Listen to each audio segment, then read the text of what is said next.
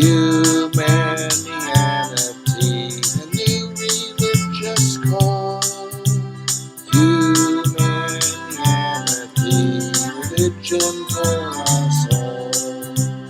Humanity, now we all can see.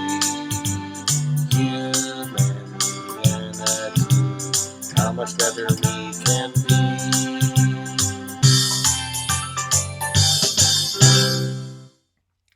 Hi, I'm Bill Van Fleet, and this is Humanianity Conversation number 62, recorded on July 7th, 2020. It is the third recorded conversation with Stephanie Jones, who has a strong interest in the Humanianity project. We discussed what appeared to be significant differences of opinion regarding the appropriateness of relating Humanianity to religion, based upon some basic differences regarding the understanding of the nature of ethics. Our different worldviews, atheism versus somewhat progressive Christian fundamentalism, played some part in this difference of opinion, but a large part turned out to be a different understanding of the concept of ethics, and especially the nature of the ethical sense. Hey, Bill. Hi. How you doing? We got it going now. Okay. Yeah, but I'm sorry about earlier. I found my compression socks, so that crisis is averted. There we go. Yeah. And I didn't know, by the way, I was not making the assumption that we would make this a humanianity conversation. We don't have to do that. On the other hand, if we think that it might be a good thing, we could always do that. Okay, well, we can if you want to record it anyway, and just we'll go from there. That's fine. Yeah, well, I automatically record, but I never use unless there's an understanding that that's what it's going to be. So that's the problem. I honestly I don't mind being on camera, and no matter what. So my husband and I have a lawsuit that's increasing in likelihood that it's going to go before the Supreme Court. So I've been dealing with the fact that I'm going to probably become a public figure soon anyway. Oh. Yeah. Excuse me. About a year and a half ago, I was arrested, and the Union County Sheriff's pretty blatantly discriminated against me and my husband because I'm transgendered.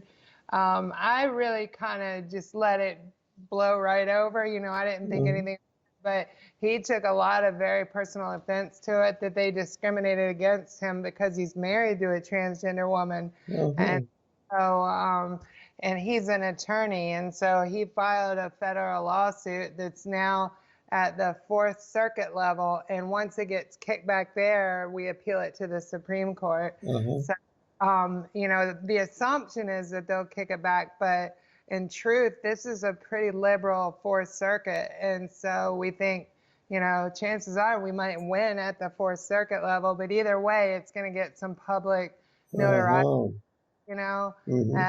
yeah, so I'm getting used to the fact that I'm probably going to be on camera more and, bigger volume soon. But, well, how have you been? Well, I've been okay. Dealing with various kinds of problems and so forth, but that gets. Are you masking up when you go out and everything? Oh yeah. Good. And I hardly ever go out. I walk every morning, and then I go for a walk at South Park Mall with Kathy, my friend, and in the evenings usually. Okay, so, very good. Are you getting your exercise? Other than walking my dog for about 20 minutes a day, no. I need to. Yeah. I need to, and unfortunately, this job, sedentary a lot, and so I put on about 20 pounds, which is killing me. I got it. Like I'm now in the process of trying to take it back off, but Yeah, yeah. it's killing me. But no, I asked because like I go, like I'm personally exposed to probably 200 people a week, you know, but now our Mm. company is like full-time mask all the time, you know, whenever a customer's in the building or we're at a customer site, we're in full mask and gloves. And I work at two different locations, and the other one even wants us in like shoe coverings too, you know, and so it's good, you know, and I think, you know, you and I were talking or you had mentioned a difference in worldviews, and I think you and I are united on the fact that in order for us to make this thing go away, everybody needs to be wearing a mask right now, Mhm. you know. Yes, we need to make use of whatever scientific knowledge we develop about the virus Yeah. and try to adhere to that, increasing the odds that we will survive better. Absolutely. Yes. And I'm actually trying to get on the University of Oxford vaccine trial program because my mom is in a nursing home up in New York and they're not letting any family members in. And she has Parkinson's induced dementia. So every day I'll tell her, Mom, there's this virus going on. There's this virus going on. And then the next day she forgets it. So I'm working, I'm reaching out to the different companies that are doing vaccine trials. And the most promising one right now is out of the University of Oxford over in the UK. And so I'm trying to see if maybe they'll send me a trial dose, but it's going to be kind of weird because I have to go through the FDA, you know, to get approval. And I don't see them saying no because it's for a good cause, you know. It's interesting. But there's a few companies here in the US that are working on vaccines too. And so my hope is that if I get inoculated via all these other vaccines, then maybe the nursing home will let me in, you know, hopefully. Yeah, But it's tough. It's tough. yeah, sure is. Yeah. So what were some of the specific worldviews, I guess, that you felt we differ on?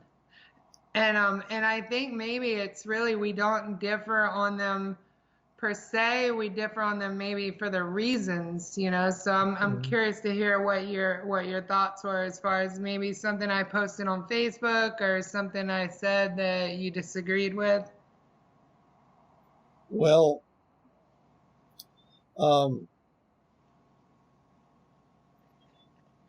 I guess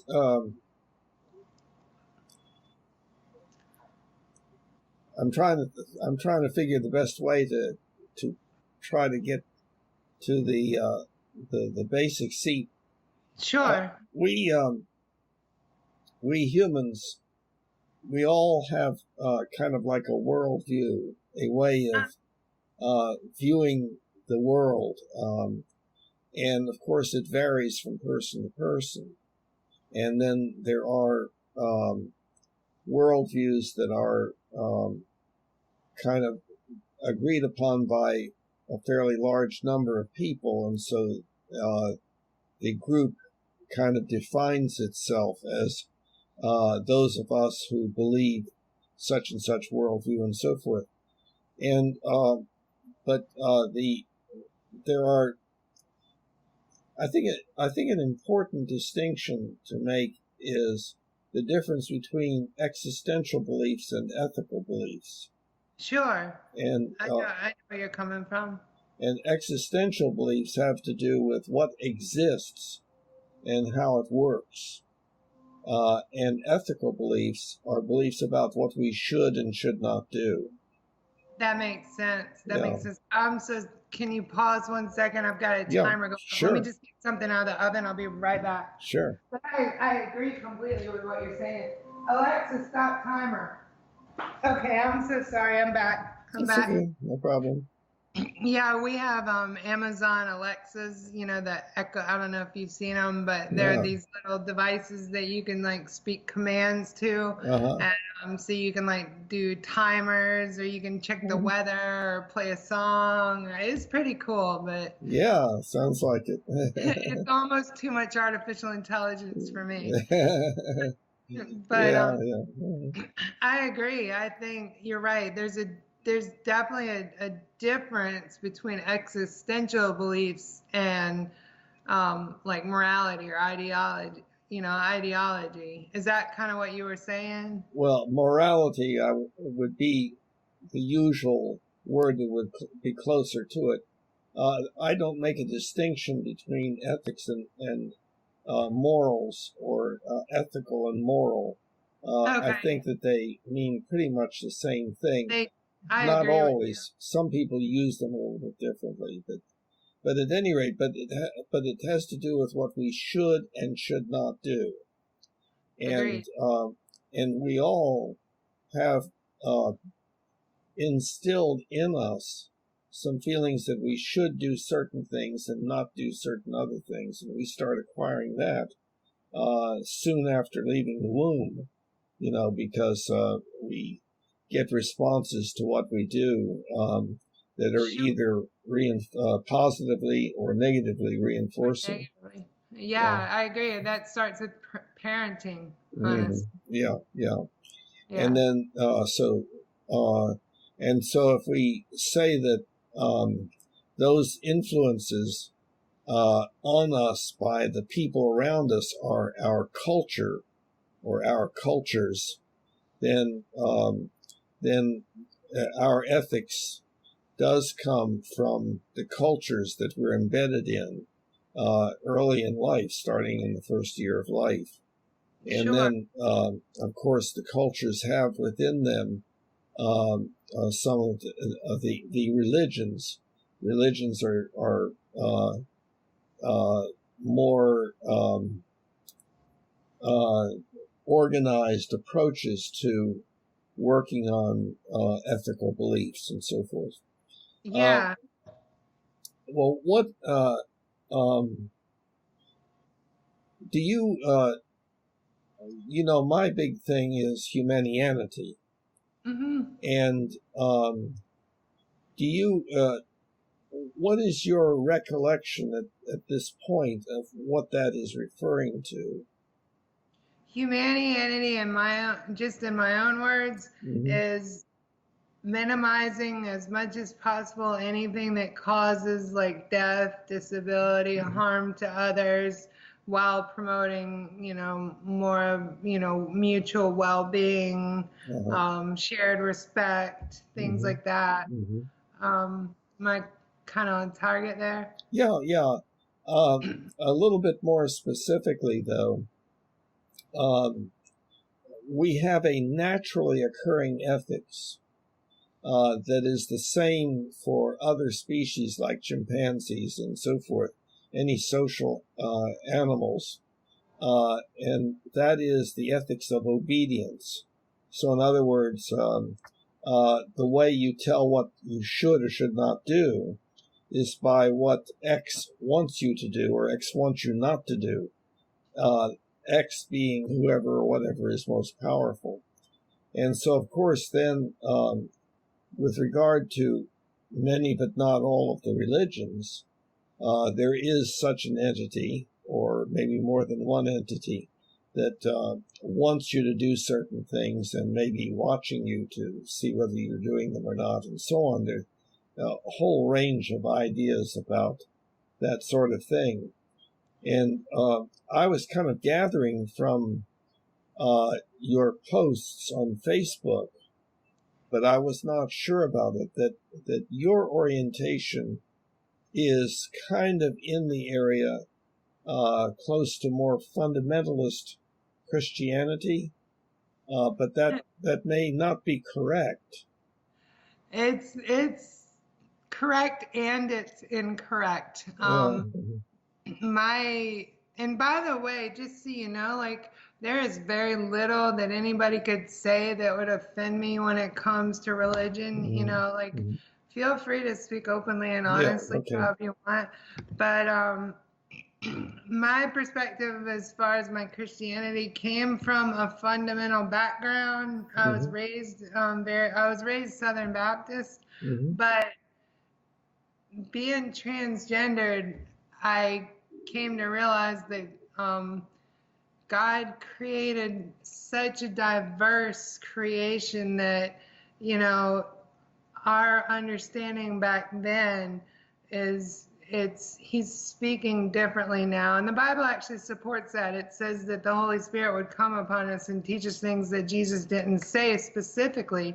And I'm a firm believer that God is calling the Rainbow Nation home. That's, you know, LGBT people.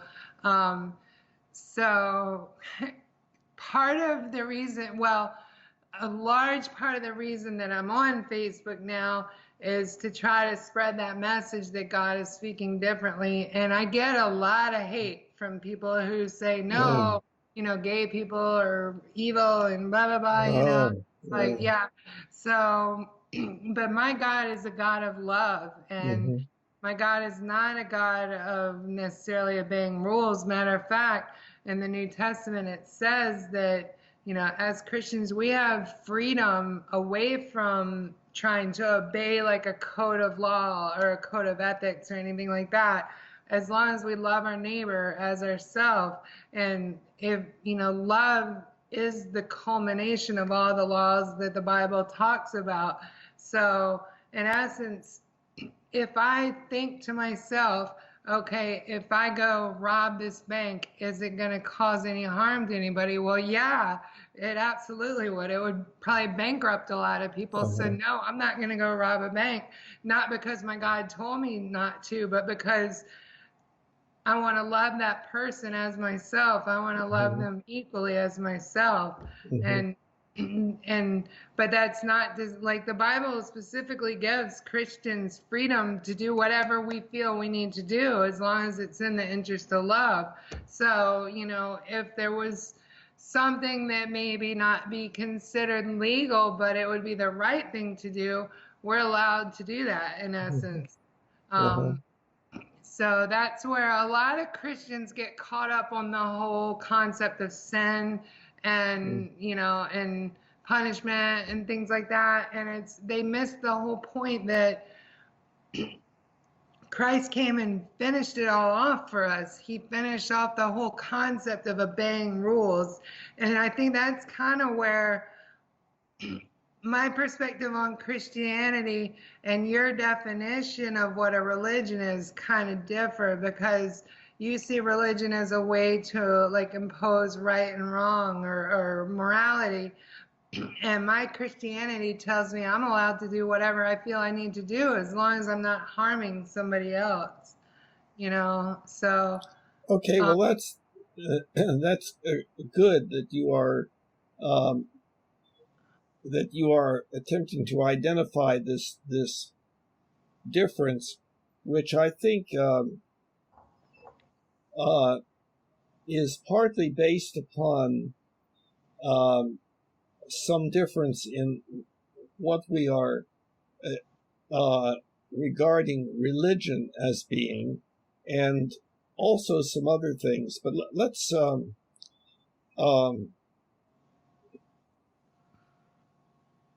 there's several different ways to approach this. I think that we are in greater agreement than would seem to be. I agree with you. Yeah. Now, for me, I am not theistic. I am unable to believe or feel like I'm being watched by something, you know, and so, and that could be wrong. See, right. So,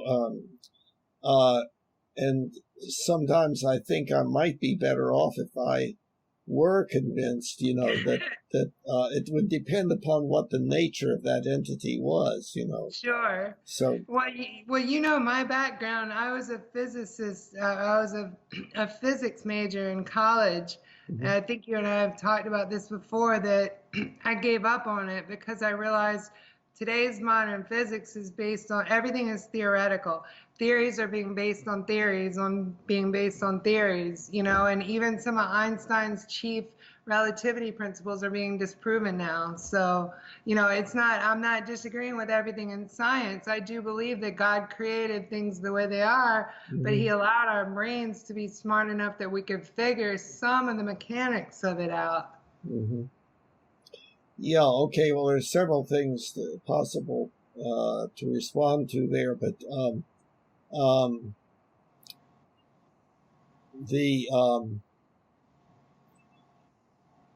see,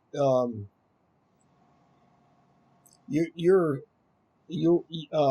saying that, well, the problem with Bill's approach to religion is he thinks that it's like a list of rules, and it's not that. It's that what I should do is love God and love others as I love myself, or things of that sort. And but see, that is a should. You know, I should love God. I should love others as I love myself. I should do that which is consistent with those things. Now, for instance, you indicated that robbing a bank would not be consistent with loving people. Okay, so therefore you should not rob a bank. And the reason that you would say that you should not is because it would be inconsistent with this higher level principle that you should love others as you love yourself, or as you love God, and so forth. In which, if we ask, well, what does the word love mean? It means caring about other people. It means being concerned that they have good lives, and so forth. So once one defines that, see, what one, I think, gets indeed a whole set of principles that are consistent with this primary fundamental top level principle. And what I have done with regard to the Humanianity concept is to try to identify what everybody could agree upon that would be a top level principle, like the one that you were saying, love others as whatever that would be. Sure. And so now it's not like everybody would agree, because there's some people who have had life experience such that they are really negative about others and so forth, and they have no difficulty thinking of making their life some kind of revenge against what has been done to them, and so on. So, yeah. There is that possibility. But if we take the healthy, well-adjusted individual, almost everyone, I think, would agree with the ultimate, this principle spelled out in words that could be different, of course, but the way is that we should do that which will promote not only the survival of our species, but also as much joy, contentment, and appreciation as possible, and as little pain, suffering, disability, and early death as possible for everyone now and in the future. And see, your top principle, I think, is consistent with that. So yes, I agree completely. It is very consistent. And that's the thing is, what I like about your concept is it's universal across all religions. yes, and no religion, I mean, yes, wherever your religious perspective is. That was my whole point, why I feel like when it comes to humanity and promoting humanity, I feel like you shouldn't try to frame it in the concept of even talking about religion, like, this is something that should be universal across the board. And perfect example, the situation with George Floyd and all the protests and everything, like that's kind of like now a universally accepted concept that we need to end all police discrimination. And it's gone around the globe now as far as everybody agreeing. I mean, not everybody. We still have like certain factions here in this country that feel otherwise. But when it comes to the concept of humanity, that can be applicable to so many situations across the board, regardless of what your religion is. You know what I mean? Well, yes, I think so. And you are not by any means the first person to say, Bill, don't associate it with religion. The problem with that is that I think that is an example of one of our biggest problems. I think we have built into us certain tendencies that we have to inhibit because they create a lot of pain, suffering, disability, and early death. And one of them is tribalism.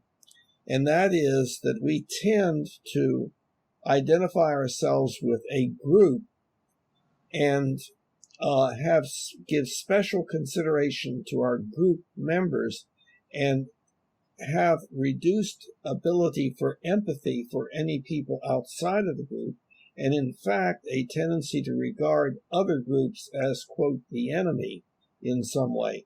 And that goes all the way to our long-standing history of going to war, and different nations fighting to see who will dominate and win out and so on. But it is and so what happens is, of course, we have our various religions which tend to turn against each other, and then currently, because of the rise of science, which has led people away from the concept of a deity, then people who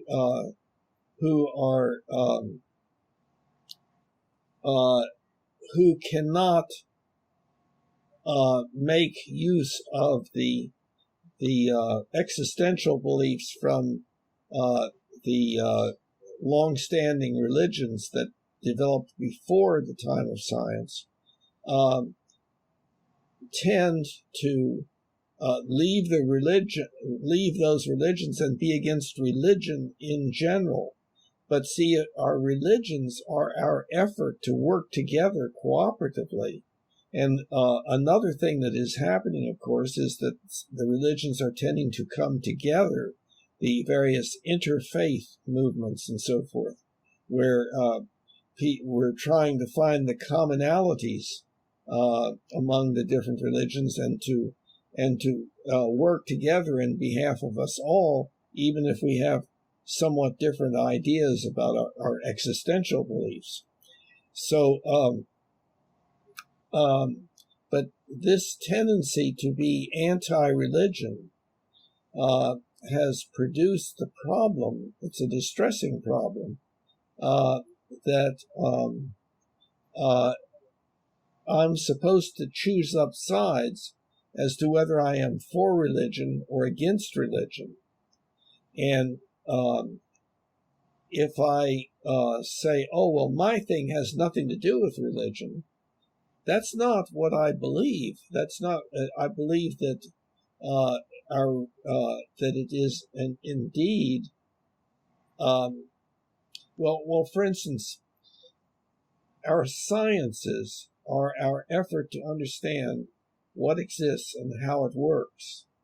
But our religions are designed to work on what we should or should not do to have a good life for ourselves and each other and the planet. And so this this pressure on me to stay away from that conflict. Bill, don't say anything about religion. Is the opposite, going in the opposite direction of what the whole idea of Humanianity is, which is us coming together, even if we have different worldviews, different existential beliefs, and so forth, that to work on our ethics, and our religions have always been the place where people have gone specifically to work on their ethics.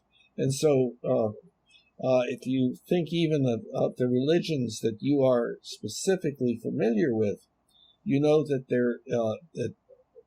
we listen to presentations, and we study literature and so forth. And it is in order to figure out, well, how can I become a better person? It's not in order to study, what exists. In other words, to study the proofs or evidence for the existence of a deity and what that deity is like and so forth. It's what should we believe? What should we think? What should we feel? What should we do? What should we do with our lives? What kind of people should we be? That's what religious study is about. And So that's where I disagree. And back to a point you made a few minutes ago. Okay. You're right. The world's religions are converging in a certain degree. And there's a sect of Muslims that now firmly believe Christ was the Messiah, the Son of God. And 10 years ago, or at 9/11, that would have been an unfathomable concept. So we are seeing that come together. The Bible also talks about in the end times, there will be more and more people that pull away from God, and we're seeing that now too. We're also seeing like an exponential rise in earthquakes. We're seeing an exponential rise in pestilences and plagues and things like that. I just heard the other day there's another virus coming out of China, believe it or not. It's more like the swine flu. So we're seeing nation rise against nation. We're seeing wars and rumors of war. We're seeing everything that the Bible predicted is coming true now. But back to what you were just saying, though, like I think this is where you and I do have a core disagreement as far as what religion really is. To me, my religion is not for me to figure out a good way to live my life. It's for me to figure out how to have a loving relationship with God, and it's something that I want to do. It's something that's it's not like I want to do it because I want to go to heaven one day. It's not that at all. It's because, I truly want a relationship with that deity that I do know exists. And there is a point in a person's life where once you've taken leap of faith after leap of faith after leap of faith, God finally says, you got it. I'm going to show myself to you. And he does in a big way.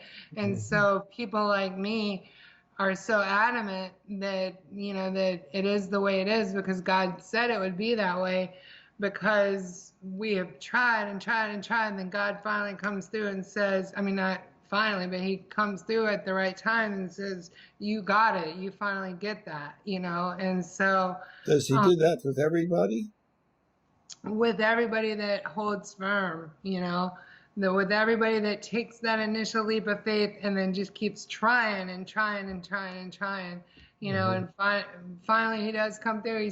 He kind of like, they call it your infilling. It's when the Holy Spirit comes into you, and that's when you can feel God in you. That's when I know, like, I can go raise the dead or move a mountain or heal somebody who's sick. Like, I've seen it in my life repetitively. And so, like, if you want to talk scientific facts, statistically, probably somewhere in the range of 95% of my prayers are answered. There is no science that it can explain that. So it's just, and I know some people would say mind over matter, things like that. But no, the things that I've asked him that he's come through for me, where there's no way my physical mind can manifest somebody being cured of stage 4 cancer or things like that. And it's not just me, it's, in mass, people who believe in Christ see prayers answered over and over and over again. So it's not, my religion to me is not a way for me to figure out how to live my life or how to abide by a certain set of rules so that I win favor with God. It's so much more than that. I can't describe how, and that's the only reason why I'm saying, like, I feel like for us to advance the cause of humanity, I feel like we shouldn't be putting it even in the discussion with religions, because you're going to get kickback from people like, and I won't name any specific religion because everybody has their own set of beliefs, but you're going to get kickback from other people because they're going to see it as an attack on their religion. Yeah, I think you are right, but I think that it is, and maybe you agree that it is by virtue of not really understanding the concept of humanity. But I'm not sure. No, I do fully understand it. And I've done a lot of reading on the website, and I'm sorry that I haven't been more active in the forum and in the belief manual. It's honestly, I've been burning the candle at both ends. I'm working at 2 different locations now and 6 days a week, and it's killing me. But yeah, no, I understand. Yeah. That, sure. But I do hope to get back to it very soon. Yeah, well, that would be good.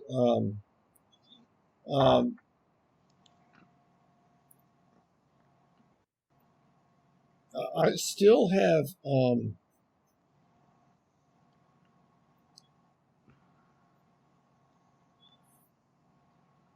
I still feel like that there is something that, in my mind, something that you are not realizing about what you're saying, but I could be wrong about this.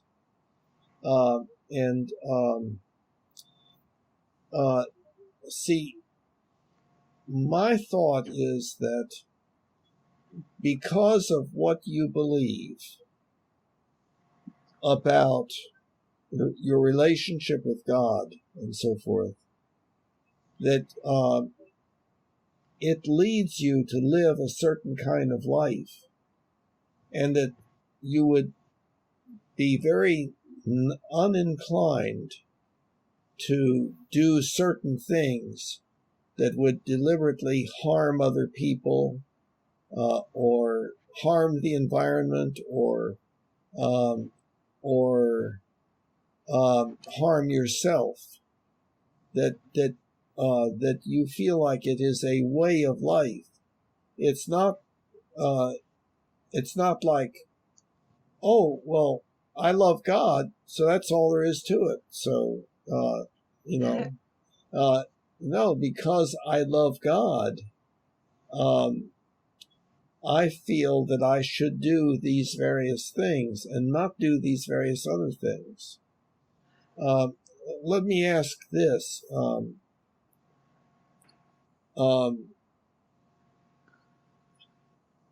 With your relationship with God, would you feel that it was okay to steal from other people? No, absolutely not, because that is harming that other individual. Okay.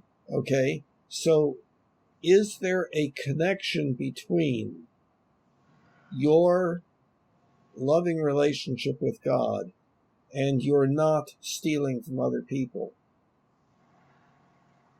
There's a connection, but it's unrelated. In other words, remember what I said earlier, that Christ gave us freedom? He gave us freedom away from sin completely. Like, my motive to love other people is because I realize, like, he already got my later, after I leave this world, taken care of. So I can, like, forget all that. I can forget the rule abiding. I can forget, like, what does God want me to do? What does he not want me to do? I can just focus on how can I help this individual, or how can I help this Why? individual? Focus Because on helping this. See it. because I know that, like, I don't have to even think about rule abiding anymore. I can focus on truly loving that person and Yes. Well, do you believe you should truly love that person? not because I feel I'm compelled to, because I want to. Uh-huh. Okay. You know, Why like do it, you want to? because that's an individual too. They have their own life, and Uh-huh. whatever I can do to make their life better, I should. So You it's know, not connected at all to your loving relationship with God. no, There's no I connection. mean, there is a connection, but it's not a I should because God wants me to. It's a I should because that's an individual that God made, and I should love them in whatever form or fashion I can. It's not Why? it, because I want to, because I genuinely want to help that person. Why do Like, you want to help that person, though? because they're an individual too. This gets at the core of why do you want to do Humanianity? Uh-huh. And this is where you and I are actually a whole lot more similar, in the same Uh-huh. sense that Uh-huh. we both want mutual well-being for others, Mhm. you know? And so it's just our motives are different, but that's okay. But that's where I'm saying, like, By you know, motives are different. What do you mean? because, well, not necessarily different. I'm sorry, I take that back. We both want, you and I both love others unconditionally. I see it in you. Um, Obviously, you came up with the whole concept of Humanianity. And I know through your psychiatric, was it psychiatric or psychology? I'm sorry. Psychiatric. Okay. But Through I your did a lot of psychotherapy. I'm sure, I'm Mhm. sure. Through your practice, I'm sure you saw the gambit of hurt. You Mhm. know, you saw abuse, you saw divorce, you saw mental illness, you Mhm. saw it all, you know, and so um, I don't doubt that a lot of probably what drove you originally to come up with the concept of Humanianity came from a lot of what you saw in your practice, you know, as far as people doing wrong to others. Um, so you and I both agree there's a lot of wrong in the world. There's a Yes. lot of hurt. There's a lot of, you know, I mean, it's obvious. You can just turn on the news for 10 minutes and you've already got Yes. your fill of it. Um, Yes. Mhm. but I guess what I'm trying to say is, you know, you're coming from the perspective that you don't believe in a higher power, and I'm coming from the perspective that I do, but that really shouldn't matter as far as our common goal of trying to get this message out there, because it's so relevant and so important, especially in this time of day, you know, or Yeah. Mhm. in the season that we're in, Would you you know. say that would it be something like take the Humanian ultimate ethical principle that we should do that which would promote not only the survival of the species but also that you and I both have that ethical belief, but that we have it for different reasons? Would that Um, sound right? yeah, I think so. Well, I mean, yes, I agree that we both mutually agree with the ultimate statement, you know, like you Uh-huh. said. Um, I think we come from, maybe let me rephrase it, we come from not necessarily different motives, but we come from a different background as far as Uh-huh. why we're both at this point. You know, you came from the clinical perspective and I came from the religious perspective. And so, but that shouldn't matter. We're both Mhm. at the same point. You know what I mean? Yeah, yes. It's an interesting. This is helpful, I think, to explore this, because there's still a little bit of there's difference of opinion here, and I'm trying to figure out what it is.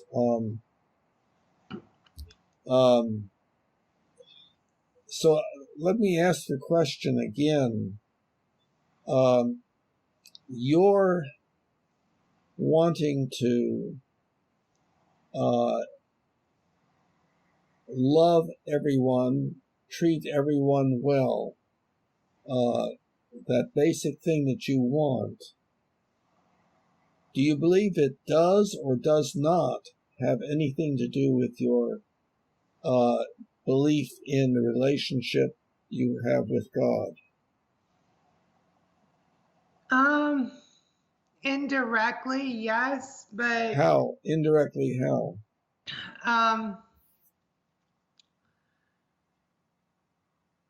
Let me think of how to phrase it. I guess because God set the example when he sent his son here to die for us, that to me personally, that's a big motivator to say, well, if he did that for me, the least I can do is, give that homeless man $5, or something like that. You said set an example. Is that right? Yeah. An example of what should be done? No, an example of love, an example of the ultimate form of love, in that he manifested himself as a human and died a human death, a miserable and humiliating death for us, so that we wouldn't have to deal with that whole rule abiding anymore. We wouldn't have to do, because before Christ came, people were having to like sacrifice so many animals to atone for their sins. They were having to like, men were not allowed to like, cut their hair a certain way. You couldn't plant two different seeds in your garden. Like God created this 600 plus rule list that they had to abide by. And then he sent his son to do away with, not to do away with it, but to fulfill it. And so now we're in a position where we're free. Like we can, literally do whatever we need to do, as long as it's in the best interest of us or others, Yeah, we should do whatever we want to do as long as it's in the best interest of others. Exactly. Okay, that's an ethical principle, isn't it? See, and then. Well, only because you're putting the word should in there. Like you're putting so much weight on the word should. Yeah. Like to me, it's not should. It's I want to do that. Well, okay. Oh, okay. This is it. Yeah. Maybe this will help. We talked about the two different kinds of beliefs: existential beliefs and ethical beliefs. Okay, so and philosophers have talked about this difference between is and ought, and how one gets from is to ought, and that's been an area of philosophical discussion and so on. But people, philosophers have tried to describe also like the motivation.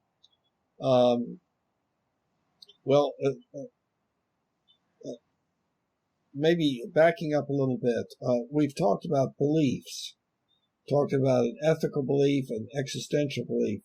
There are also motivational states. A motivational state is wanting to do something or wanting to not do something, wanting to eat, wanting to drink, wanting to go to the bathroom or whatever. Right. Yeah. Also wanting to help others, wanting to get a good education, wanting to make the world a better place, and so forth. And so if one has an ethical belief, I should do such and such, then a person can have, to varying degrees, from maybe none at all to a lot, of a motivational state of wanting to do that because of believing that one should. So in other words, I believe that I should not steal, or I believe I should not speed, or something like that. And that belief will produce a certain amount of the motivational state, which philosophers have called the ethical sense, but it is really a motivational state. It's kind of like the sensation of thirst or hunger. So you could say it's the ethical sense, that sensation of wanting to do something because one believes it to be the right thing to do. And some people, if you ask them, well, do you believe that what you're doing is right? And the person will say, no, I know it's not right. And so you ask them, well, then why are you doing it? And the person says, well, we all do a little bit of wrong. You can't help be doing wrong, You can't just live your life according to shoulds all the time. You've got to live a little. And another person would say, well, of course I'm not going to do such and such because I believe it's wrong. Mm-hmm. If I believe it's wrong, I'm certainly not going to do it. Now, that would be a strong ethical sense. Sure. As opposed to a weak ethical sense. And some individuals who, for instance, might have a diagnosis of psychopathy, being psychopathic or sociopathic,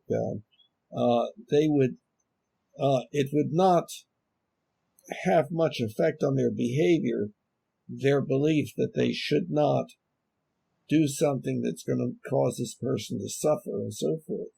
So we're talking about the motivational state, the ethical sense that goes with ethical belief. Now, so that's wanting to do it. Now, you have been talking about you're doing it because you want to do it. But suppose you believed it was the wrong thing to do, that the right thing to do was to cause as much suffering as possible. You see, now that would be hard to imagine, for either of us. You're talking about psychopathic conditions, basically. Well, that would be more than that. It would be a feeling of a need for revenge or something like that. Oh, okay, gotcha. But yeah. But what I'm saying is, your wanting to do it, I believe, is the ethical sense that goes along with the belief I should do it. Now, maybe one of the problems here is that we do have a tendency within ourselves to be oppositional, and that I think the primary determinant of that is the extent to which, in the child ring. Oh, hold on. I'm gonna. Okay. Oh, that's my husband. Actually, I need to probably call him back in a minute. Okay. I've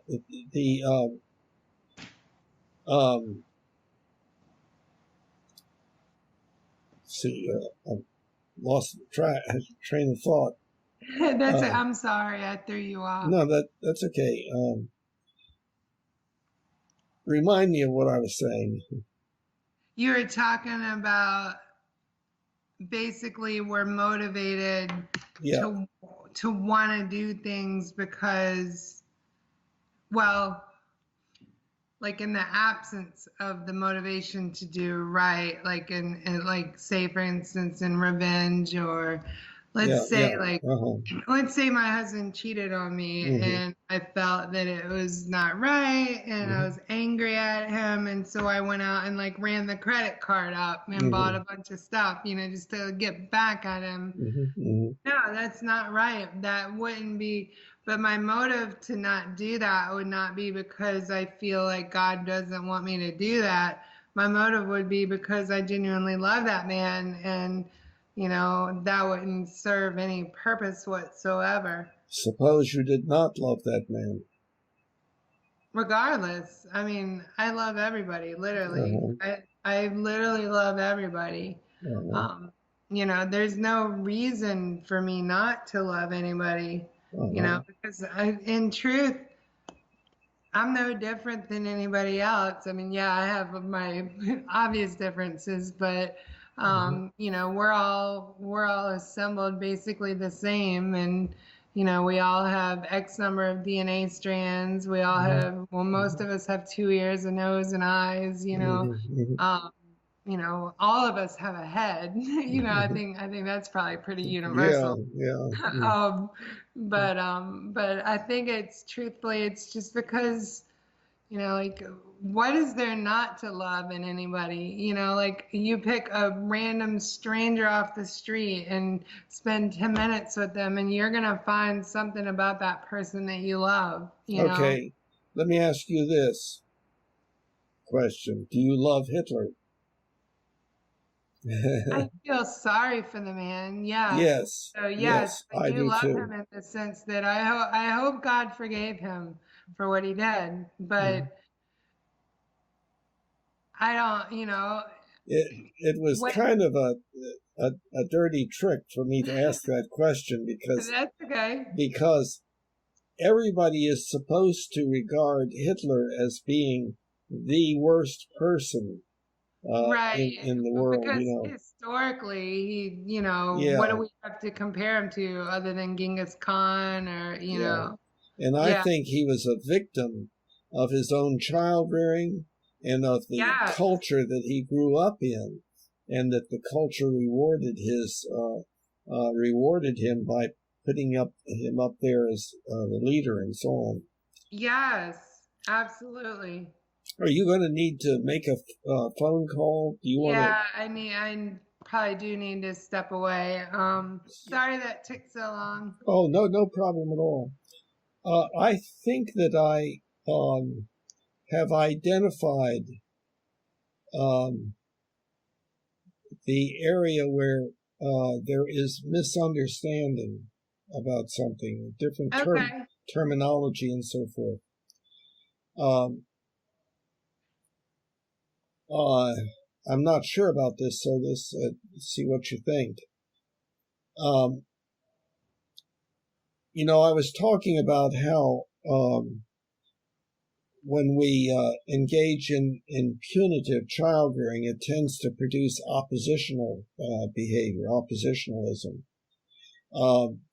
And that can be to a fairly great extent, and it's probably that way to a certain extent for almost all of us. Namely, that when we are told you have to do such and such, and if not, you're going to get punished, or you didn't do such and such, so I'm punishing you, and therefore you've got to do so and so, that the person may indeed agree to submit and to do what he or she has been told to do. But there's this feeling inside, they're telling me what I should do, and I wish I were free from all of that. I want freedom from oppression. And so people develop a negative feeling about the idea of should do such and such. But as I was talking about earlier, the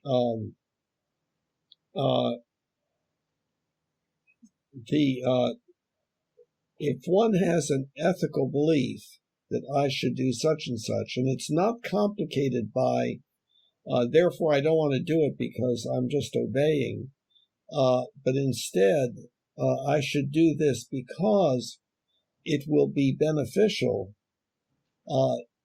then the person is going to have a good feeling in doing it. They're going to want to do it. And so if you take, for instance, two pictures of child rearing, one where the parent is saying, clean up this room. If not, you're going to get a spanking. and the child saying, "Oh, okay, I'll do it," and the parents saying, "Hey, you really done a good job here of cleaning up your room. It makes it nice, and it makes me feel good," and so forth, so that the child feels by doing what, in this case, the parent wants, i.e., what should be done according to what the parent wants. The child is actually feeling good about making a contribution, feeling good about being a good person. And that's still the ethical sense. I should do this because I will be being a good person in order, by virtue of doing it. I will be loving this other person, which is what I want to do because I believe in loving other people as I love myself, being and loving God and having a world of love and so forth. That's what I believe in. And so that gives me a good feeling. That is still that's the ethical sense of the positive nature. So a person believing I should do X could either feel good about doing it, want to do it because it's the right thing to do, or could say, well, that's what I should do. I really don't want to do it, but I've got to do it as, to submit. Otherwise, I'll be punished. And I think that that's an important phenomenon. Our child rearing, I think, is very non-optimal. And there is there's stuff coming out about non-punitive child rearing called positive discipline and so on. So it's helping the child to feel good as opposed to punishing the child, making the child feel bad purposefully because the child is not obeyed. So I think, I still see you as feeling like you should treat other people well, and that you want to do that because that's what you believe is the right thing to do. Now, you could say, if you said, well, I do it because I want to do it, and it's okay for me to do whatever I want to do. Then if you wanted to steal something or kill somebody, then that would be sufficient to do it. And I don't think that you agree with that because you really believe that you should make this world as good a place as possible for everyone. And in that regard, that's where that intersects or is included in the Humanianity concept. But I think it has to do with whether one regards shoulds as being a list of things that one has to do because one will get punished or be disapproved of or something like that, as opposed to we should do things because that's a way of giving meaning to our lives, of being of paying. I think of it as paying forward for all the good stuff that other people have done that have enabled me to have the good life that I've had. You touched on a lot of subjects. I don't mean to interrupt you, but only because you were covering a lot of ground, I wanted to jump in here real quick. Back to what you were talking about the two different child rearing scenarios, the punishment one versus the positive reinforcement. I see children that see, like say the child cleans the room and the parent is very encouraging and says, I am so proud of you. You did a great job. You made my heart feel so good. I see the child continuing that behavior going forward because they love the mom or they love the dad and they feel good inside because they made their parent feel good. It's not a matter of should, it's not a matter of avoidance of punishment or anything like that. See, you equated the two. And what I was saying is that the what you described is, in other words, I should do it because I want to make this world a better place. I should do it because that will please my parents. I should do it because that will make me a better person. No, I disagree completely. That Okay. child wants to repeat that behavior because they got personal joy from seeing their parents happy. Yes. Yeah. That's the positive reinforcement. Yes, that's right. Yeah. But that also goes to the freedom element that, yeah, that child wasn't punitively Right. punished in the past.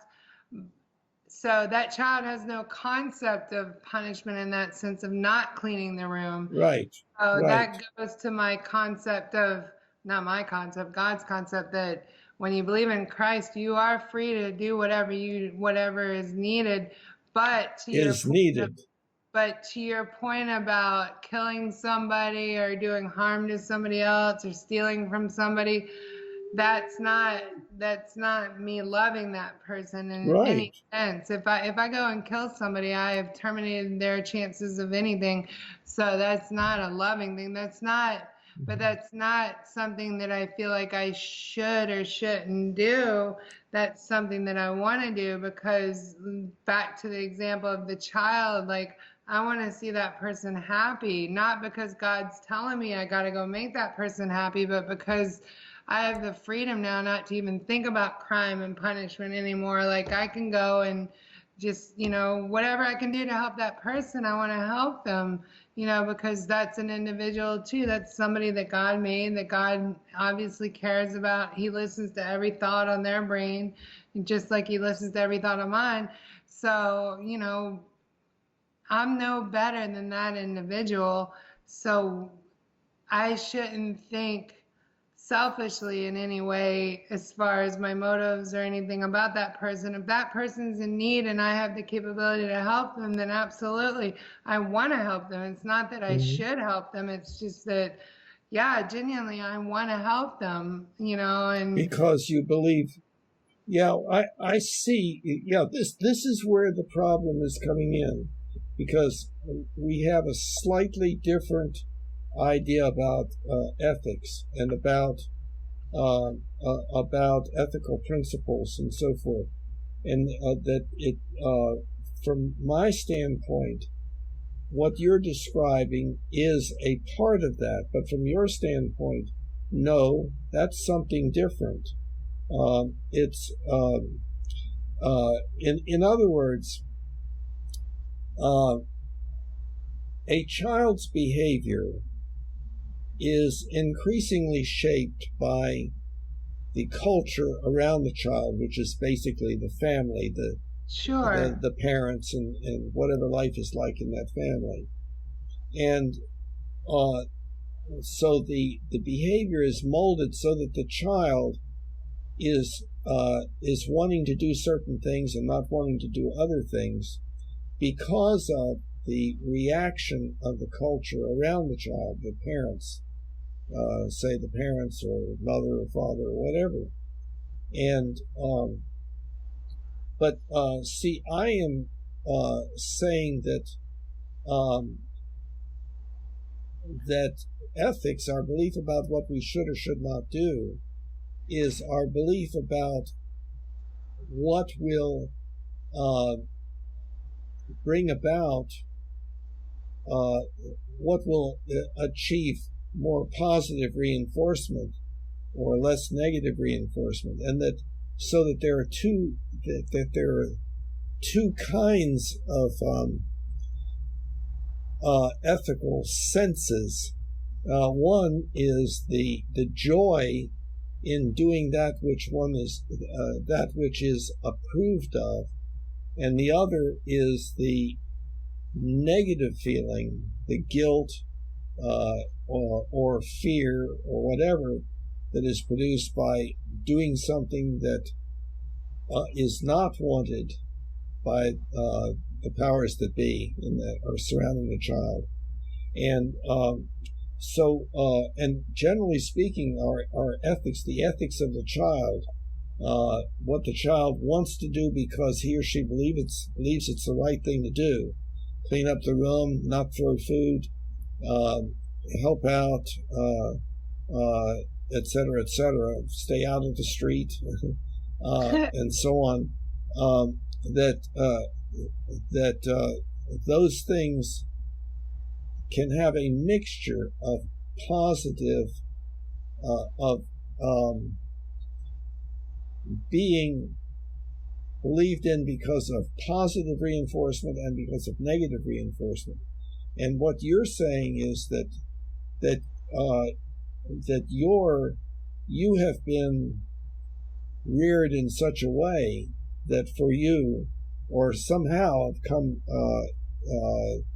to the point in your life where you are doing things with very little of the, oh my God, I shouldn't have done that, that was awful, I gotta punish myself, and so forth, and a whole lot of, yeah, this is a good thing that I'm doing. I am doing the right thing. I'm doing a good thing.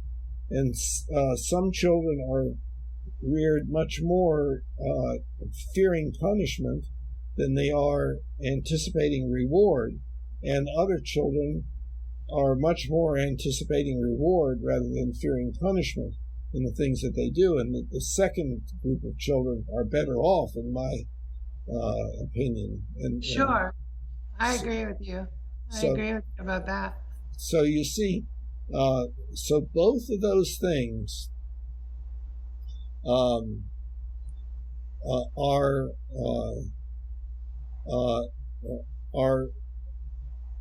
referred to by me as ethical beliefs and ethical sense.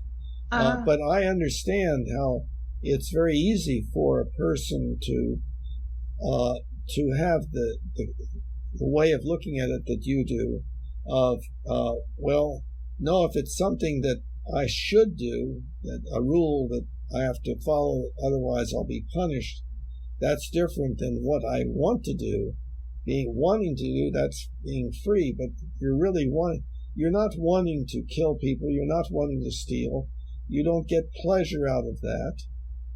If you did, and some people do, then that's what they would be doing, but that would be an ethical system that would not be consistent with Humanianity, nor with your Christianity. Exactly, nor would it be consistent with the laws of the land. Yeah.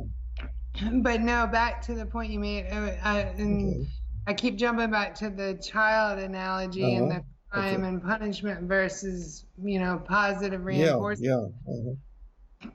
I guess what I'm trying to say is that child takes personal joy in seeing their parent happy. Yes. So that's what motivates them to keep doing it in the future. It's not because they see it as what they should do. Like, that child is taking personal pleasure. That's a self-seeking thing in essence, because, the child sees the parent's happiness as a good thing, and so they want to promote that. It's not, I guess, again, it's not that child sees it as, because that child has never been exposed to punishment, in essence. And so that child has no frame of reference as far as, well, if I don't do this, I'm going to be in trouble. That child doesn't know what trouble is. That child just knows what the joy of seeing their parent happy is what that feeling is inside. And so that child is motivated truly by selfish interest of feeling good inside, knowing if I make my mom happy, I'm going to feel happy, and so. Right. And that is positive reinforcement. So that has nothing to do with obeying rules. Well, yes, it does. If okay, I see another area of difficulty. This is very, very good and very helpful to the challenging of these ideas. And by the way, I thoroughly, really appreciate the discussion, because, you and I are we're maturing both on a Yes. mental level, and it's helping me a lot too. So thank Same you. here. Same here. Thank Yes. you. Yeah. So it is an interesting and important question as to whether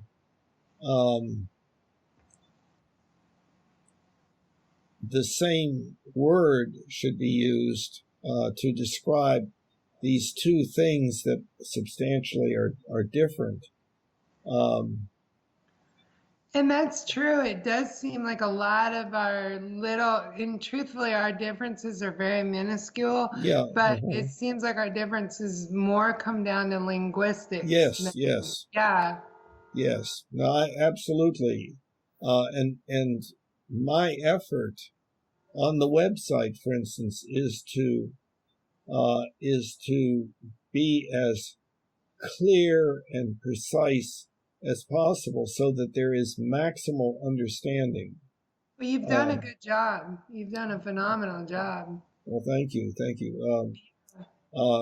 So right here, it is apparent that I have some work to do to either change what my way of looking at this, or to make it clearer what is currently in my mind. Let me stop you right there. I think you've done an excellent job as far as explaining what the concepts are. I don't think you need to change much, if anything, on the website, Well, but in addition, like for instance, see, you and I still seem to have some disagreement. As you point out, I think it may be a linguistic problem. Yeah. And so if that's so, then that's likely to be true to a large extent, and so maybe that needs to be somehow dealt with on the website. But let me try to get back to it again. We have our beliefs and our motivational states. Sure. A motivational state is modeled by a sentence that has the word want in it. I want to do this. I don't want to do that. Okay. Our beliefs are of two different kinds. Existential beliefs about what exists and how it works, what it does, and so forth. What's likely to happen or not likely to happen or not likely to have happened, and so on. And then our ethical beliefs about what we should or should not do. And so the problem has to do with the relationship between an ethical belief about what I should or should not do and the ethical sense. So our cultures, and again, we're talking to a great extent initially about the culture surrounding the child, namely primarily the parents. We can simplify it and say mother or something, or mother and father, or father. But the child in the first year of life begins to realize, oh boy, when I did that, something happened and I felt so much better. Or, oh boy, I did that and I didn't feel good at all. Yeah. And so that whole thing of learning to do that which makes one feel better or makes one feel less bad or avoids making one feel bad, that's the origin of ethics for our species. And it's the same with a chimpanzee, except it's a lot less complicated for a chimpanzee. But, baby chimps learn, oh, I better not do that, or, oh yeah, really, I apparently get lots of points for this, or I like what happened when I did that, and so on. Yeah. And so it's that molding of the behavior to fit in with the surrounding culture, and it is through positive and negative reinforcement. Reinforcement meaning that the more this happens, the more the tendency is for that to happen again. The more the rat turns to the right in the maze and finds food, the stronger the tendency is to turn right in the maze, and so on. Right. So I'm lumping those things together. You are separating them, lumping together the positive reinforcement and negative reinforcement. I'm lumping them together.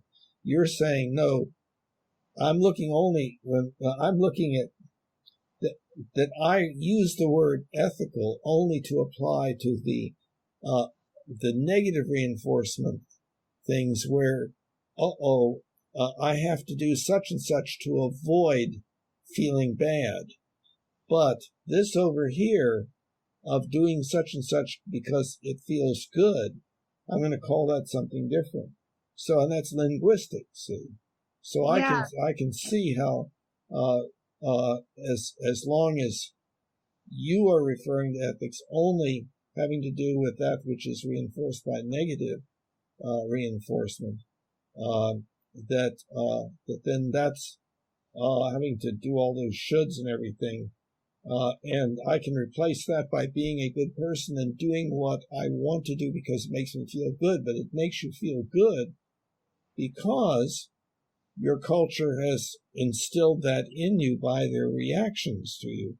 And so you could train a child to specifically do that which made for problems for people. You could actually train a child to do that where the child would not want to please anybody. In other words, every time the child did something that should please somebody, then they would get some kind of negative reinforcement, punishment, scolding, or ridicule, or something like that. But you see, so I think that's just a linguistic thing as to where you're going to use the word ethics, just to apply to the punishment side or to apply to both sides. Sure, I see what you're saying. Everything that you're referring to comes down to learned behavior from childhood, and if and later the rest of the culture. Yeah, absolutely. And by the way, it's totally nation based too, like how a child is raised in Africa or India, their ethics that their parents teach them is completely different than or moderately different than the way we in America do it. But yes, I agree with you. I think we do have a linguistic difference. I guess the point I'm trying to make is that my motives to do right versus not doing wrong are not based on punishment at all, or based on feeling like somebody's going to come down on me later, because my faith teaches me that I am truly free to do whatever needs to be done in the interest of me or others around me. And so that once that burden is lifted off of me, then I truly feel the innocence of a child who genuinely sees pleasure in their parents' eyes when they do something the parent wants them to do. And so when they do it in the future, they're not doing it because their parent feels rewarded. They're doing it because they personally feel good about making their parent feel good. Okay, that's another aspect. Great that you brought that up. See, there is something that happens during childhood, and probably primarily around the age of 4, 5, 6, and later. And it's been referred to as internalization. And what it has to do with is that when the parent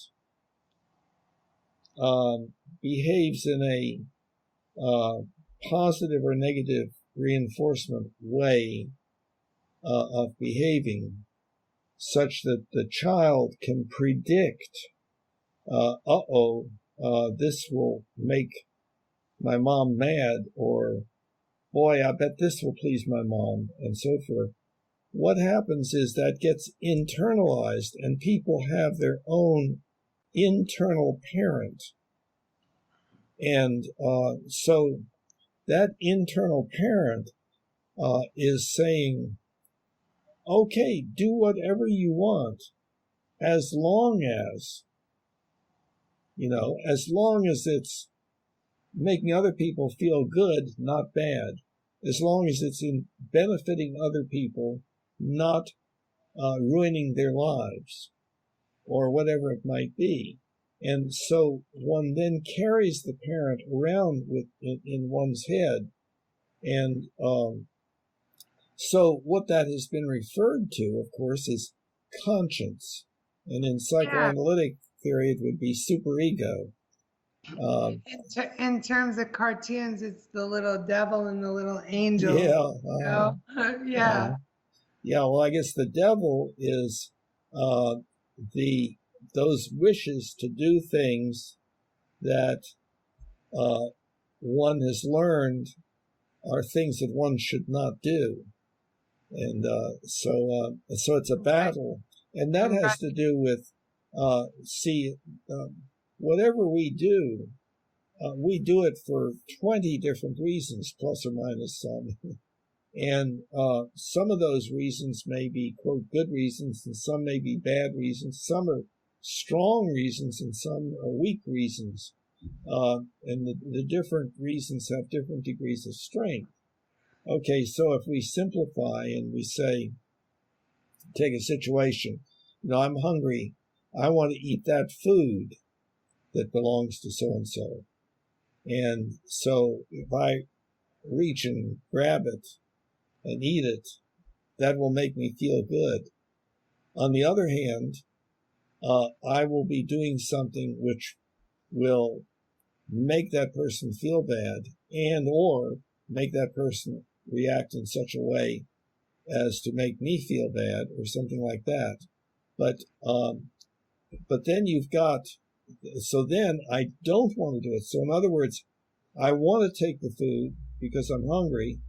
I don't want to take the food because I believe I should not. And then it has to do with, well, which is stronger? And if the need is stronger to take the food, then that's what's going to win. If the need to do the right thing is stronger, then that's what's going to win.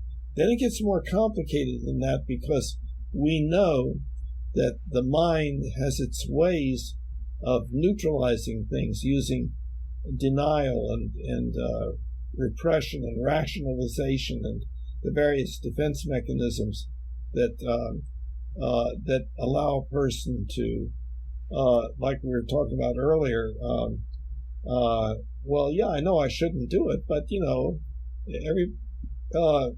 we can't just live our lives according to shoulds, and we've got to live a little, and so forth. Well, that's rationalization, and maybe some other things, you see. Yeah. So the mind is tricky. It has ways of shielding itself from directly experiencing some motivational states that are producing problems. So, well, what about in that scenario that you described? Say I'm sitting in a restaurant and the person over there has a plate of food. What motivates me not to go take it off their table and bring it over to my table, in my opinion, has nothing to do with the fact that I should or shouldn't do that. It has everything to do with the fact that I want that person to enjoy their meal, and there's no other factor involved. See, I want the person to enjoy their meal, therefore I should not take their food. So then what's the difference between that and the whole concept or your motivation for humanity? Like, why do you want the world to be more humane? Yes, okay, excellent. What we're now talking about, the website uses the term legitimization of belief. And there's legitimization of existential beliefs and ethical beliefs. And right now we're talking about legitimization of ethical beliefs. And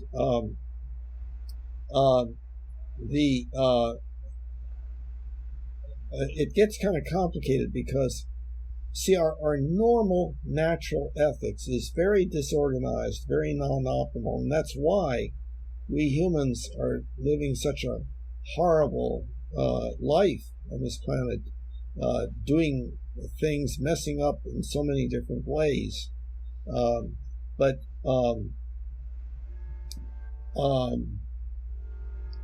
It slipped again. It's late in the day. I understand. Yeah. And I gotta get back to the road here. Well, to recap, I was asking you what your motivation for humanity is. Yeah. Okay. Legitimization. Yeah. Okay.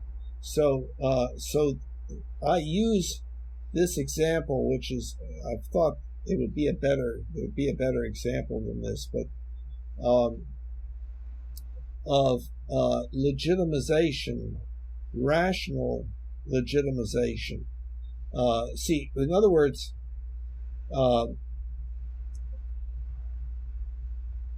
we are not normally very rational using the rules of logic and the rules of evidence. We've become more that way because science has enabled us to do all these wonderful things and everything, and so we've gotten impressed with rationality.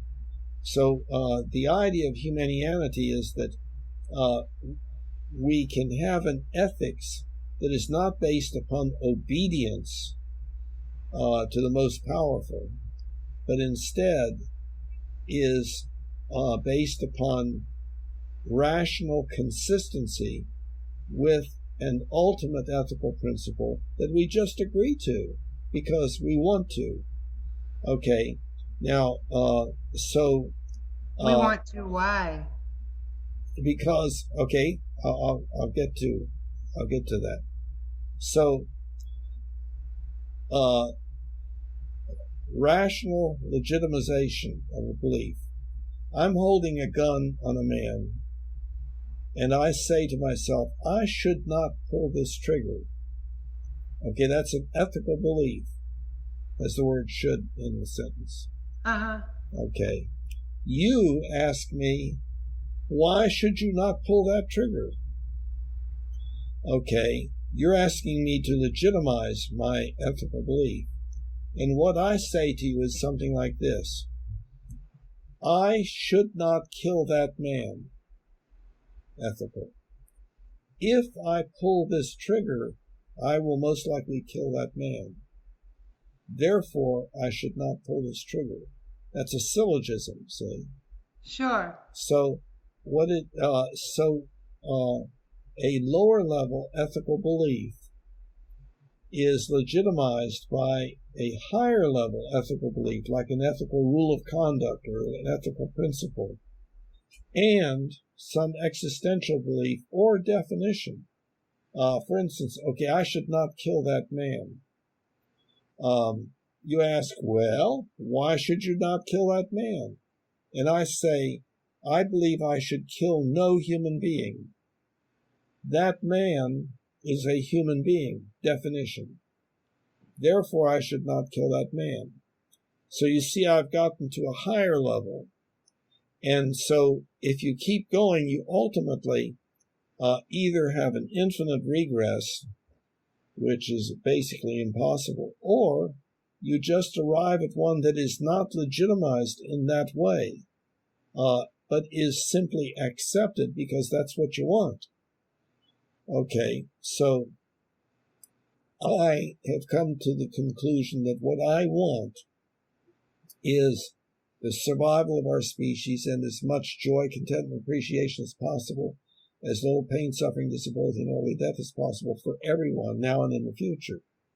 That, I think, is that's the principle that I want to live by and that I would like to see everybody else live by. Because if they did, and then they behaved in rational consistency with that ultimate ethical principle, the world would be a drastically different place. I mean, we couldn't do things like stealing and robbing and raping and murdering and Yes. war and genocide, and so we couldn't do any of that. I agree. And that is exactly why I'm so motivated by your philosophy going forward. Mm-hmm. Absolutely. There's nothing inconsistent with your philosophy versus any of the world's religions. I think probably the whole point I was trying to make about my religion in particular, which is probably unique in that true Christians live by freedom, not by law abiding, Well, backing up for a minute, there are some religions where, for instance, if somebody decides that they don't believe what they should, then they are subject to honor killing. Oh yeah, no doubt, absolutely. But going back to what so you kind of keyed in on my real question that I was trying to ask, which is what is your reason for Humanianity? And you touched on that. You said because you want, and I use the word want, you want the world to be a better place. And I agree. If everybody abided by Humanianity, the world would be a much better place, no doubt about it. I mean, that should be a want that everybody wants.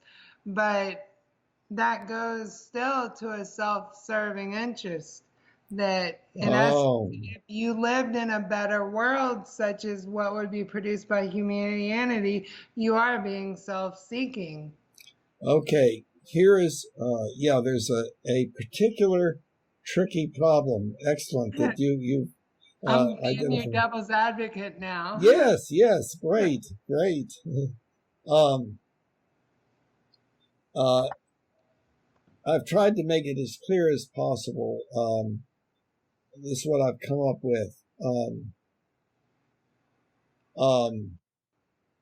And part of the reason I'm asking is because once we get you through the roof and get you promoted, media is going to be asking you that question. Oh yeah, no, absolutely. Okay, let's say a person says, I am totally non-selfish. I am completely altruistic. And somebody says, well, what does that mean? And it's because I want to please everyone as much as possible. And then the person is asked, well, why do you want to do that? Well, it makes me feel good to do that. You are being selfish. You see, you are doing something just because it makes you feel good. The problem is that the concept of selfishness in that way is meaningless. It is a very problematic kind of thing because you can say, well, in essence, it's self-critical. Yeah, I could say that of everything you said. Sure. You want to do such and such. It makes you feel good to do that. So you're a selfish individual. See, one could always say that. So it doesn't have any meaning. See, that makes sense. That makes a lot of sense. And we are, And besides the fact, I'm sorry to interrupt, but No, go besides ahead. the fact, who wouldn't want a better world? You know, I mean, universally, I think everybody wants that. Well, some people can get pretty negative about the world and think that, for instance, the way to really feel fulfilled is to become a suicide bomber and go out in that way, you Right, see. And that's, right. I think, a very tragic development in a person's life, that they have had such experiences such that getting back, causing as much pain and suffering, disability, and early death as possible as the culmination of one's life. The person has been through some pretty awful stuff in their life. But do you not, all right, take for example the Japanese Zeros or the 9/11 hijackers. Right. Do you not think that they felt motivated to do what they did because they felt the world would be a better place afterwards? Well, my first answer would be yes, of course. They were highly ethical people. They had a strong set of ethics and a very strong ethical sense that Just such misguided. that they felt that that was the thing to do. But their ethical beliefs are not the same as my ethical beliefs. Yeah, exactly. How did they arrive at that? Well, it demonstrates how our thinking as human beings is very precarious. We can very easily become programmed by our life experience to do something like that, or the Hitler example we've had earlier in this conversation, and so on. So because in all those scenarios with Hitler, with the Japanese Zeros, and with the 9/11 bombers, all of them felt like they were doing it for the greater good. Yes. And so that shows how our ethical and existential beliefs can be programmed by the cultures around us. Our society around us. Right. And of course, an example of that is the example of the cult, where a person somehow comes under the influence of this small group.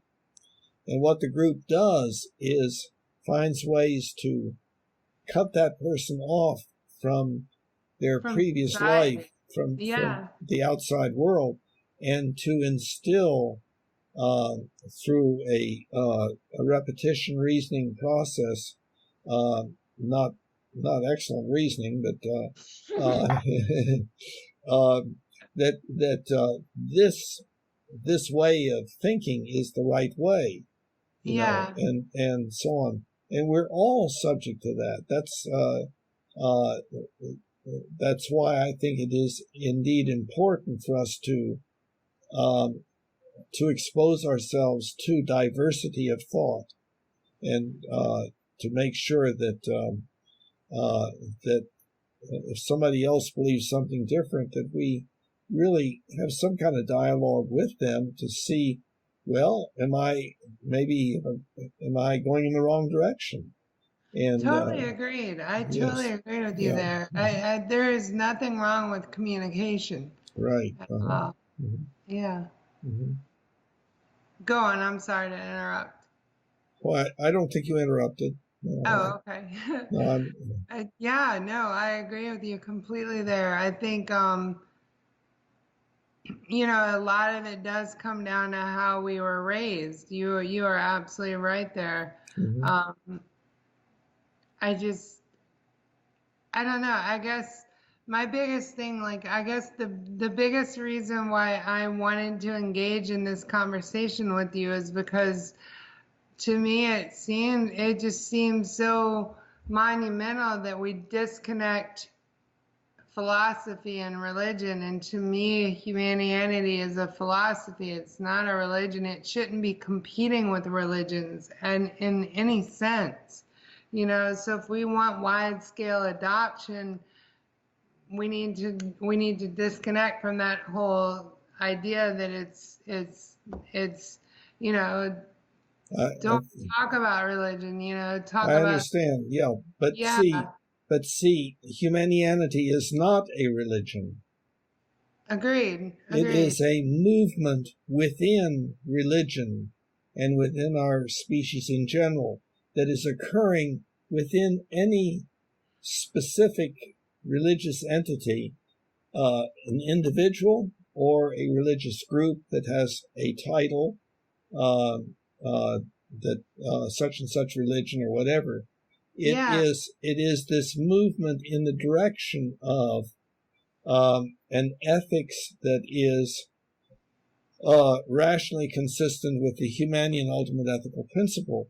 And so there's, on the website, there's this metaphor of this conical mountain, and and going up the mountain are these worm-like structures, but what's happening is they're growing at the front end and atrophying at the back end, and so they're going at different rates and are different places along the mountain. But as they go up, they are getting closer and closer to each other, and it's only when they actually get to the top that you could say Humanianity is then the religion for humanity.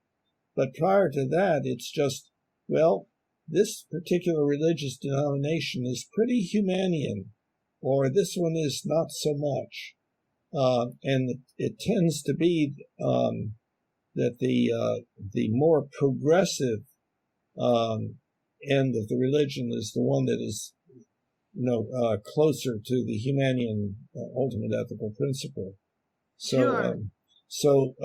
But yeah, what you're talking about, my atheistic friends said, Bill, you've ruined the whole thing by using the word religion, But the problem is, I feel like I've got to be truthful, and I've got to say what I actually believe, rather than to try to trick people into this by, not saying certain things and so on.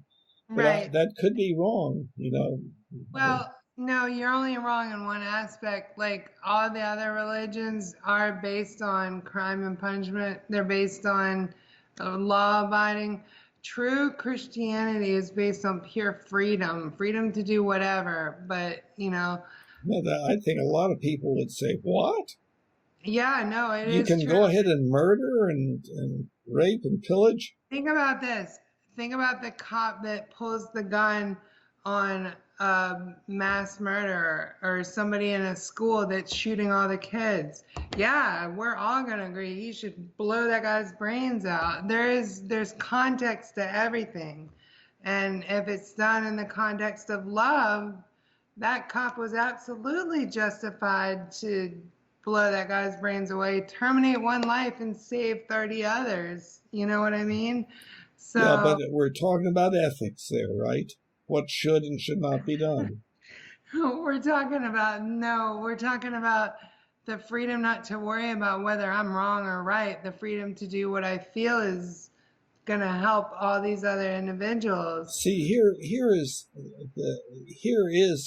a place where I think we diverge a little bit, but I think there's more to it than on the surface. You're saying, oh, you should feel free and not worry. I think that we have to worry, meaning give thought to what we do and try to do that which... Yes, I agree with you. I mean, we have to rationally think about what consequences are going to come out of our actions. Yes, exactly.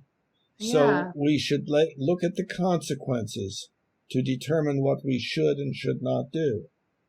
Yes.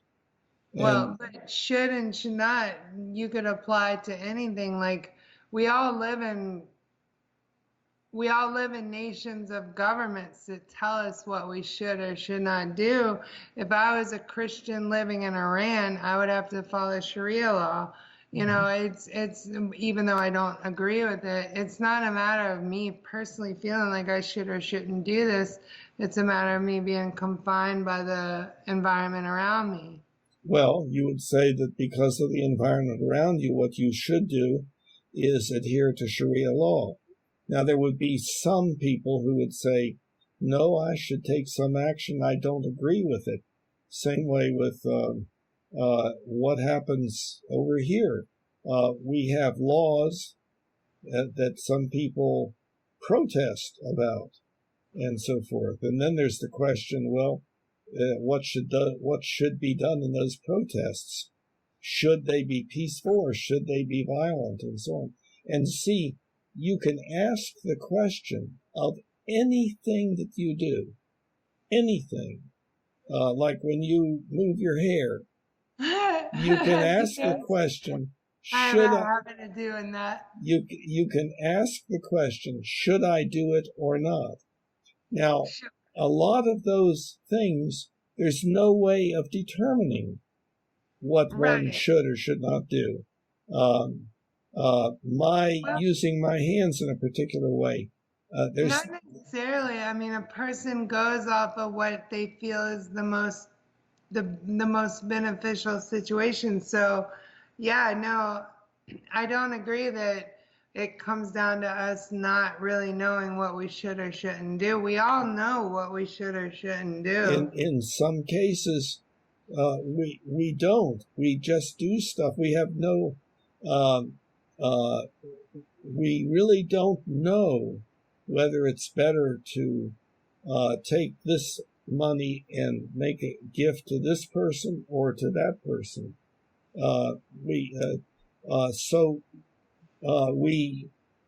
There are a lot of things we do just because we feel like doing them for whatever reason. I don't know whether I should eat this avocado or not. But then other like self-serving interests come into play. Like on any decision, self is a factor involved, and how much self is involved determines the outcome of that decision. Absolutely. And see, the thing is, the way that it describes it on the website is that we all have a sphere of influence. And the way that what that sphere of influence idea means is that there are people and other animals, other organisms, and so on, that are affected by what we do or don't do. And so there's some people that are on the other side of the planet that I have no effect on at all. And then there are people like my friends and so forth, and any close family and so forth, that I would have much more effect on. So we don't know how far out our sphere of influence goes. When we go to the store and interact with the clerk, and we make the clerk feel good and feel fulfilled, that the clerk has done something good and so forth. So the sphere of influence, we don't know how far out it goes, and it varies. Some people have worldwide sphere of influence, and some people have very little. A person in a nursing home has a sphere of influence only the people who are taking care of that person and so on. Exactly. And at the center of that sphere, the person that one has the most effect on is oneself. And so working on oneself and having oneself be in as good shape as possible, being as capable as possible, enables one to make the world a better place within that sphere of influence. So of course, we should give consideration to ourselves, and it can be a very complex decision. Like I can save that individual by doing such and such, but I will lose my life in doing it, or I can save these 10 other individuals and maybe stay alive also, and so forth. And so, it's a balancing of things like that. And Well, it's and not. also I'm sorry to interrupt, but also you have to factor in, like when you were talking about personal health, how can I help somebody else if I'm not physically able to help myself? Right. So, yeah. That's why personal lifestyle is so important. Yeah. Mm-hmm. Absolutely. Yeah. And that's kind of spelled out on the website, on the home page.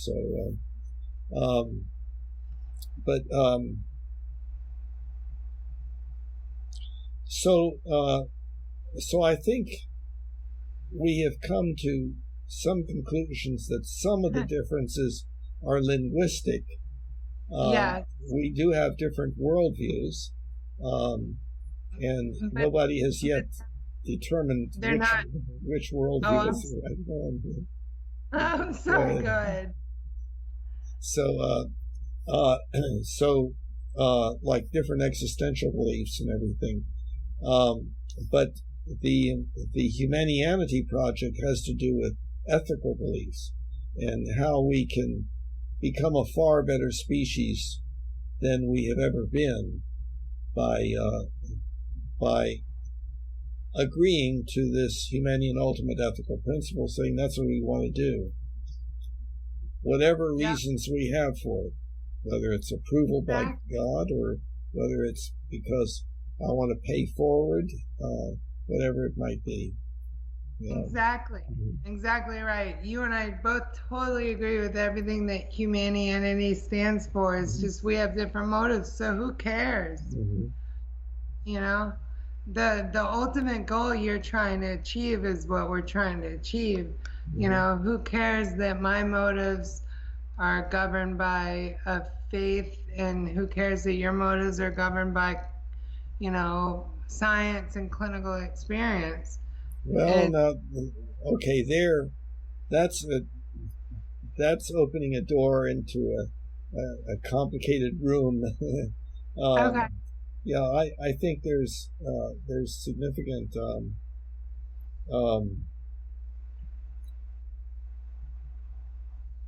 I think your perception of me as having an ethics that is based upon science is not entirely accurate.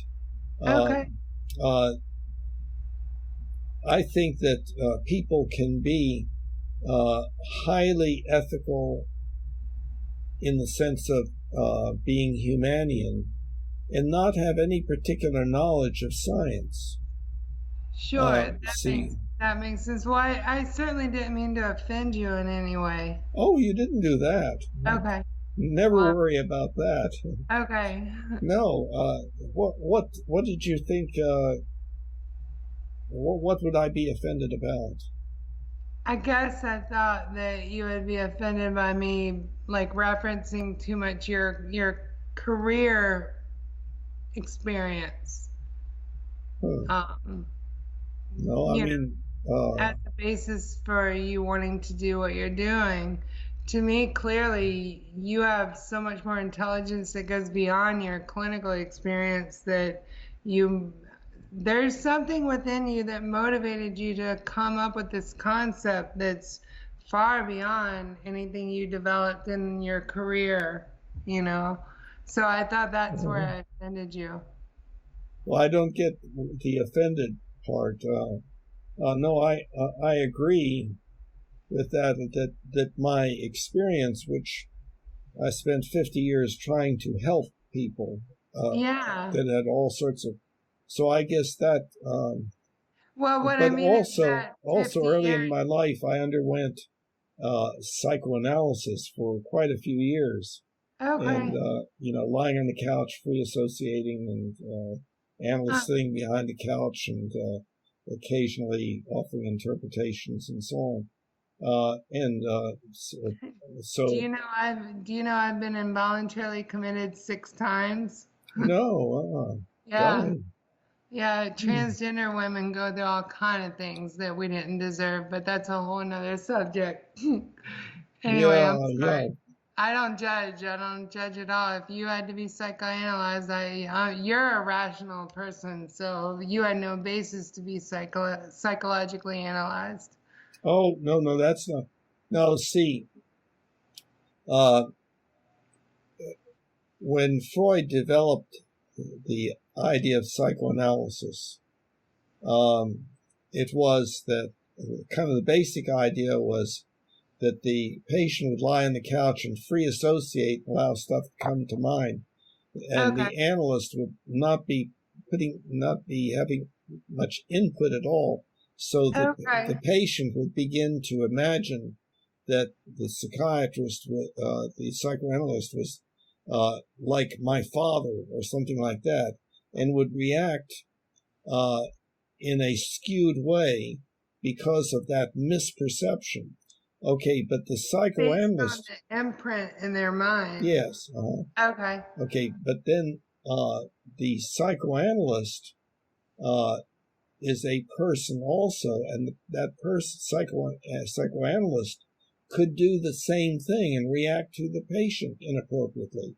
So the first one, it would be called transference, transferring one's feelings that one has toward an image within one's mind of one's parent or something like that to the analyst. Countertransference would be the analyst doing that, and that would be terrible because that would mean that the treatment process would go awry.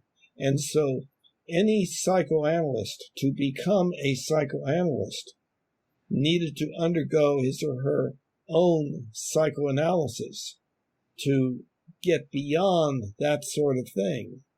Okay. And so I wanted to go into psychiatry and psychoanalysis back then. And so I started early and accumulated quite a few years of psychoanalysis until the wish to be a psychoanalyst got analyzed out of me, and I went in different directions into milieu therapy, therapeutic community, and then child psychiatry and stuff like that. Okay, neat. That is really neat. So that is really cool. Your development into your career was really cool. Yeah, well, it started off in very early childhood. My father was away, and I got into his scientific equipment and was using my imagination and everything, and developed this device to bring people back to life, like Frankenstein and so on, and build a spaceship out in my backyard, and cool. and then I got into after my tonsillectomy and the experience of being anesthetized, I got into anesthesiology with my friends. Oh, wow! And that was a close call because I was using carbon tetrachloride with bubble-nascent hydrogen through carbon tetrachloride. Carbona cleaning fluid was carbon tetrachloride. And so I'm and sure there's a degree of lethality there, right? Yeah. And then I had some people get unusually interested in being anesthetized, and then I had to quit that. I saw that wasn't good because I came to understand that there was such a thing as addiction and so on. Yeah. So I moved from there. From anesthesia dream that a guy had. Well, we started doing this in order to have the person report their anesthesia dream. Yeah. And then one time the person went on and on for a long time telling about the dream after they were coming out of it, and then said, okay, well, I guess that's enough. He opened his eyes. Did I communicate with you? He had not. He had no memory that he had just been talking. Wow. And so I that's recognized so cool. hypnosis. And so I got interested in hypnosis, and Wow. that got me into the mind and Okay. Paul Neat. Menninger's the human mind and so on. And Well, just to let you know, my bet still stands. I will pay any what do they call themselves? hypnotist. Yes, I will pay any hypnotist whatever they can pay or whatever they can receive to hypnotize me, because I have been tried and tried and tried and I cannot be hypnotized. Yeah. Well, some people are highly resistant to hypnosis. Yeah, and that gets into the whole thing of meditation. Well, it's not that I don't believe in it. I have seen people hypnotized, and I have meditated to a very deep state, but I cannot be hypnotized. It's weird. Well, see, I think that a lot of meditation is actually auto-hypnosis. But then again, that's something I know very little about. I've done some reading and experimenting and so forth, but not much at all. Yeah. So, interesting. We have totally digressed. Yeah, that's right. Well, I hate to do this to you, but I haven't eaten dinner and I got to get up at 6 a.m. tomorrow. No problem. Yeah, okay. but I thoroughly enjoyed this. Let's do it again. Yes. Again, I'm so sorry that there was such a long gap in time, between these, but hopefully my schedule will get worked out now and things will be more normal. Okay. Well, let's plan indefinitely here. Let's plan that we will do this soon again. As soon as we can, yeah. Absolutely. Maybe this weekend I'll throw it up in the air. Yeah. Well, we'll check. We'll get our schedules matched. Okay. But this has really been great. Yeah, no, I have really enjoyed this, and please be safe. Please keep wearing the mask, keep social distancing. You too. Thank you. I don't believe this thing's gonna go away until everybody is compliant. Yeah. And even then, it's looking not real optimistic. Yeah, exactly. Yeah. Well, for me to get back in that nursing home to see my mom, I want everybody wearing masks. Yes. Yes. Anyway, well, you have. That's what they should do. Yes, exactly. But I want to do that. Yes, because you believe you should. Because I need to get in and see my mom. Yes. And in order to do that, you should do such and such. So, exactly. Yeah. Exactly. We're getting there. We're getting there. All right, Bill. Well, have yourself a great evening. You too.